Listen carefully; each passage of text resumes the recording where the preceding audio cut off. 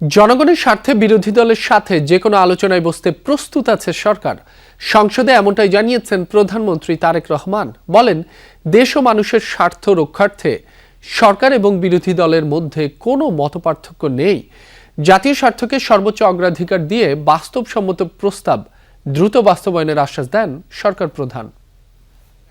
তেল বলবো না, জ্বালানির কোনো সংকট নাই। বুধবার সংসদ অধিবেশনে জ্বালানি সংকট ব্যবস্থাপনায় সরকারের কার্যকর ও দৃশ্যমান পদক্ষেপ গ্রহণ প্রসঙ্গে জানতে চেয়ে বিরোধী দলীয় নেতার নোটিশ জাতীয় সংসদে উত্থাপন। এটা একটা ক্রাইসিস, আমরা আগেই বলেছি যে এটা আমাদের সরকারের তৈরি নয়, কিন্তু ডিমান্ড ম্যানেজমেন্টে বেশ কিছু প্রবলেম হয়েছে।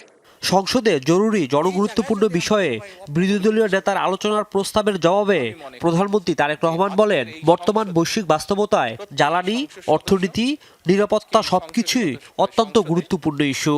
প্রত্যেকটি রাজনৈতিক দল আমরা মনে হয় একটি জায়গায় উপনীত হয়েছি যে আমাদের আর যা কিছু ব্যাপারে মতপার্থক্য থাকুক না কেন, দেশ এবং দেশের মানুষের স্বার্থ রক্ষার ব্যাপারে আমাদের কোনো মতপার্থক্য নেই। প্রধানমন্ত্রী আরো বলেন, জনস্বার্থে যে কোনো প্রস্তাব বিবেচনায় নিতে প্রস্তুত তার সরকার। তাই বিভাজনের রাজনীতি নয়, ঐক্যের ভিত্তিতে এগিয়ে যেতে চান। কাজে বাংলাদেশের মানুষের স্বার্থ, যে আলোচনা করলে বাংলাদেশের মানুষের স্বার্থ রক্ষা হবে, যে কাজ করলে বাংলাদেশের মানুষের স্বার্থ রক্ষা হবে, ইনশাল্লাহ আমরা অবশ্যই সে কাজ করব। বিরোধী দলের প্রস্তাব প্রসঙ্গে প্রধানমন্ত্রী বলেন, সরকার ও বিরোধী দল একসঙ্গে বসে আলোচনা করলে কার্যকর সমাধান বের করা সম্ভব। এক্ষেত্রে সংসদ কি প্রধান প্ল্যাটফর্ম হিসেবে ব্যবহারের উপর গুরুত্ব আরোপ করেন। বিরোধী দলীয় নেতা একটি প্রস্তাব দিয়েছেন যে আমরা বিরোধী দল, সরকারি দল সকলে মিলে কেন আমরা আলোচনা করতে পারি না।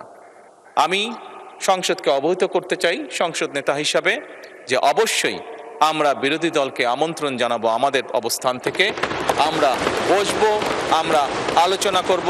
এ সময় জাতীয় স্বার্থকে সর্বোচ্চ অগ্রাধিকার দিয়ে বাস্তবসম্মত প্রস্তাব দ্রুত বাস্তবায়নের আশ্বাস দেন প্রধানমন্ত্রী। প্রত্যেকটি মানুষ, প্রত্যেকটি দেশ, প্রত্যেকটি জাতির জন্য এটি একটি গুরুত্বপূর্ণ বিষয়। এর আগে বিরোধী দলীয় নেতা জানান, দেশের স্বার্থে সহযোগিতার জন্য প্রস্তুত তারা।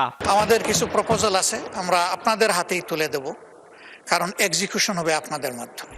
আমরা যে প্রস্তাব দিয়েছি, আমরা আছি, আমাদের জায়গায় আছি, আমরা যে কোনো কোঅপারেশনের জন্য রেডি, এবং সরকার কিভাবে নেবে এটা সরকারের ব্যাপার। আলোচনা ও সহযোগিতার মাধ্যমে গণতান্ত্রিক অগ্রগতি সম্ভব, এমন প্রত্যাশা সরকার ও বিরোধী দলের। রাজীব আহমেদ, যমুনা নিউজ, ঢাকা।